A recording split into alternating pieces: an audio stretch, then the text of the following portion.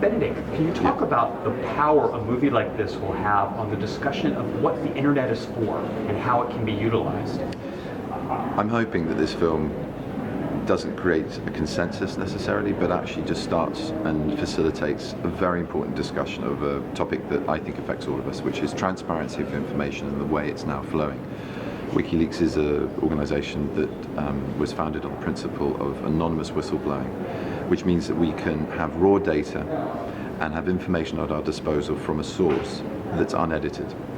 And as is shown in the film, it exposes corruption in business, in law, in government, and in the theatre of war, not corruption, but the reality of the theatre of war.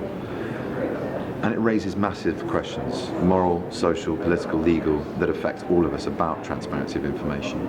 If we want transparency of information, then who's to say that our information shouldn't be transparent? These are very slippery, complex arguments. So to come down on one side or the other, to vilify characters involved in those arguments, or to say that this is the argument, this is the standpoint, this is the answer, would kind of kill the film dead. And I believe what Bill's done is an extraordinary balancing act to produce something that just asks the questions and asks you. It really is about you, as Julian says in the interview at the end. You know, it's about facilitating a discussion. And 3 movies here in Toronto.